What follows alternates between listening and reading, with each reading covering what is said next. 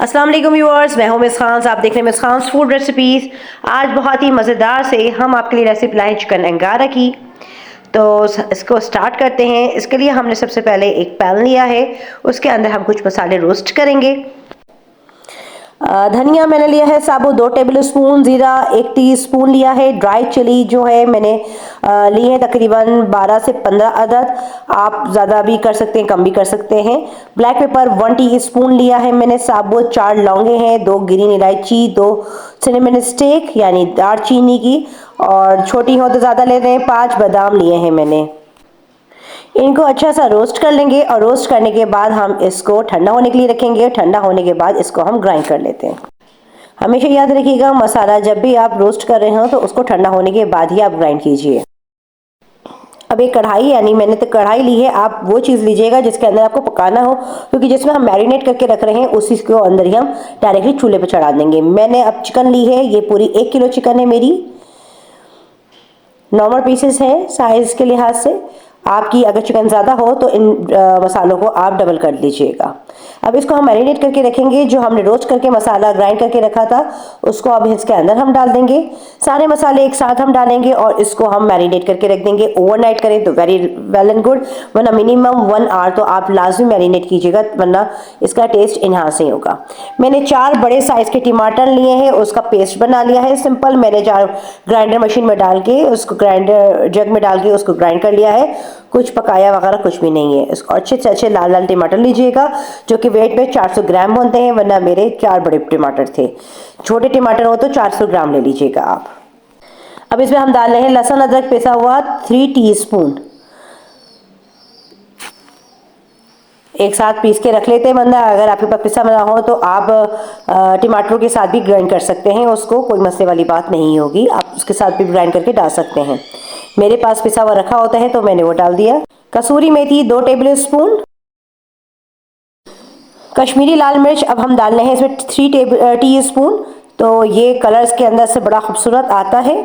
अगर आप चाहें, अगर आपके पास कश्मीरी लाल मिर्च नहीं है तो लाल मिर्च आप डाल सकते हैं, तकरीबन 2 टीस्पून। अच्छा, इसके साथ मैं हाफ टी स्पून जो है लाल पिसी मिर्च का भी एडिशन करूँगी, तो ताकि थोड़ा सा अच्छा स्पाइस इसके अंदर डेवलप्ड हो। नमक हस्ब ज़रूरत है, मैं तकरीबन 2 टीस्पून डाल रही हूँ। आप अपने टेस्ट के हिसाब से डाल सकते हैं, कम और ज़्यादा आपकी मर्ज़ी है कि आप कर सकें। मिर्च स्पाइसेस को भी कम और ज़्यादा आप अपने लिहाज से कर सकते हैं। जो मैं रेशो बता रही हूँ परफेक्ट नॉर्मल स्पाइसेस होती हैं।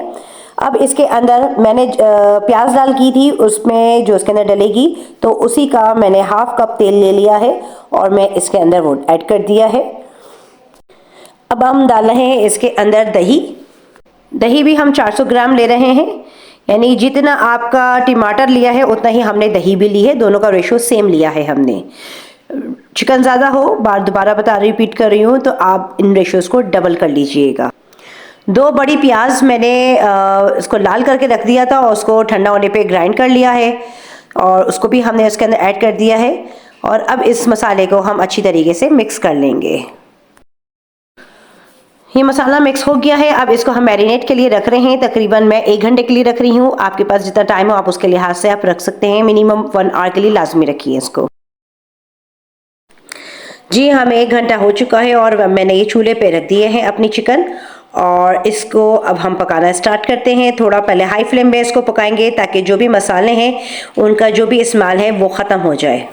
ये अच्छी तरीके से हमारा पकना स्टार्ट हो गया है हाई फ्लेम पे, इसके ताकि हाई फ्लेम पे पकाना ज़्यादा से ज़रूरी है, क्योंकि इसमें जो मसालों की स्मेल होगी वो सब ख़त्म हो जाएगी और इसका टेस्ट बहुत अच्छा डेवलप्ड होना स्टार्ट होगा। इसके बाद अब हम इसको ढक के हल्की आंच पे, यानी मीडियम टू लो आंच पे पकाना स्टार्ट करेंगे।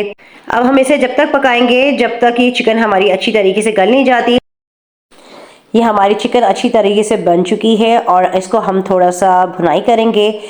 अच्छा, जब ढका हुआ था तो बीच में हमने थोड़ी थोड़ी देर बाद इसके चमचे चलाते रहे हैं ताकि नीचे मसाला नहीं लगे। देखिए कितना खूबसूरत कलर आया है। मसालों ने अपना पूरा तेल छोड़ दिया है और चिकन पूरी अच्छी तरीके से गल चुकी है। बस इसकी थोड़ा हल्की सी भुनाई करने के बाद इसका आगे का प्रोसेस करते हैं हम। अब तकरीबन 1 से 2 टेबल स्पून हम इसके अंदर हरा धनिया गार्निशिंग करेंगे, जिससे इसका टेस्ट और बढ़ जाएगा।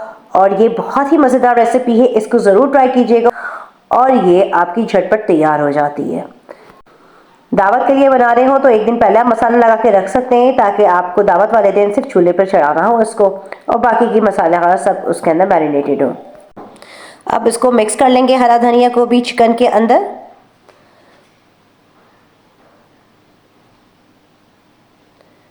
इसका बहुत जायकेदार टेस्ट होता है और थोड़ा डिफरेंट भी होता है, तो इसको आप ज़रूर ट्राई कीजिएगा, एक दफ़ा मेरे कहने पे ज़रूर ट्राई कीजिएगा, और बड़ी आसान सी रेसिपी है।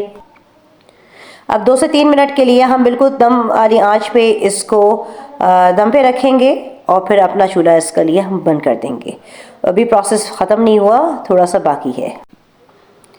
चिकन को दम आ चुका है और हमने चूल्हा भी बंद कर दिया है। अब हम इसको दे रहे हैं अंगारे की स्टीम, जिसके लिए इसका नाम है अंगारा चिकन।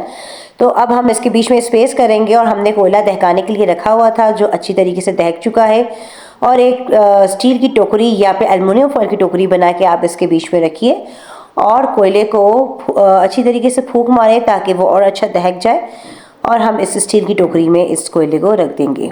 इसके ऊपर मक्खन, घी या तेल हम डालेंगे ताकि धुआं जो है कोयला अपना छोड़े और वो स्टीम जो है चिकन के अंदर एब्जॉर्ब हो जाए और टेस्ट अच्छा सा डेवलप्ड हो जाए इसका।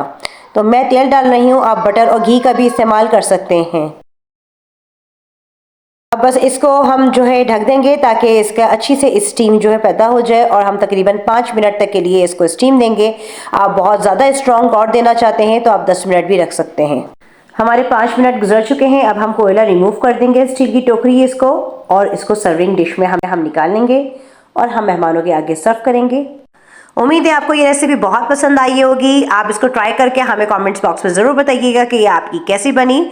टेक केयर, अल्लाह हाफिज़।